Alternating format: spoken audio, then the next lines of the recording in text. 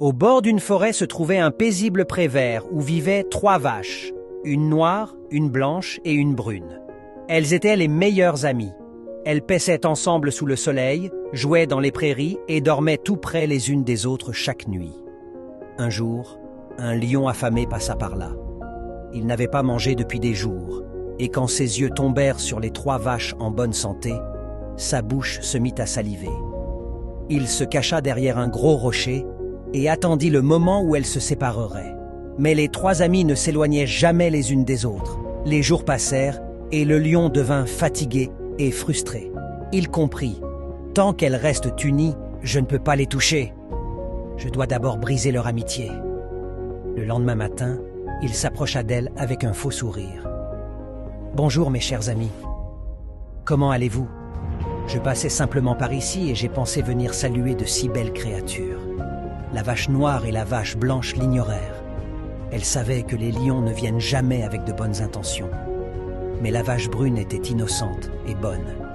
Elle sourit et dit « Enchanté, ami. Tu es le bienvenu ici. » Le lion commença lentement son plan. Quelques jours plus tard, il dit à la vache brune « Regarde la vache blanche. Sa couleur est différente de la nôtre. Si je la mange, nous nous ressemblerons tous.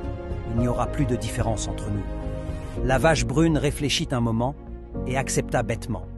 Elle détourna l'attention de la vache noire pendant que le lion tua la vache blanche. Les jours passèrent paisiblement jusqu'à ce que le lion revienne.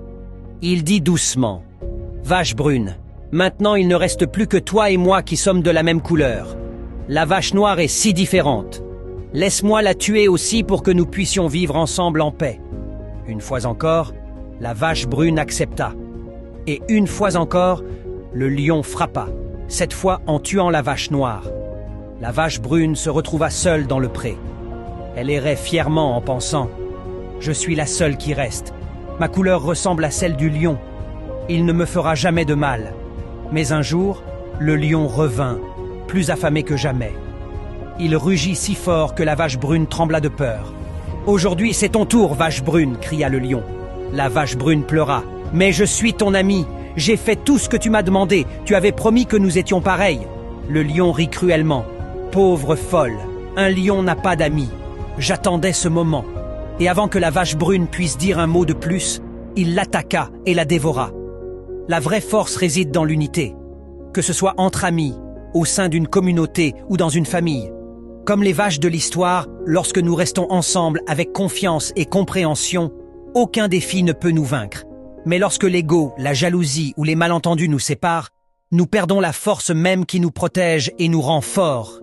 Une famille unie peut faire face à n'importe quelle difficulté, mais une famille divisée se brise même sous de petits problèmes. Souviens-toi toujours que là où il y a unité, il y a victoire. Et la plus grande forme d'unité commence à la maison, quand une famille reste soudée par l'amour, le pardon et la foi les uns envers les autres. Si cette histoire a touché ton cœur, écris « unité » dans les commentaires. Et dis-moi, quelle est la personne dans ta vie que tu ne laisseras jamais tomber, quoi qu'il arrive? Remplissons les commentaires d'amour et d'unité aujourd'hui.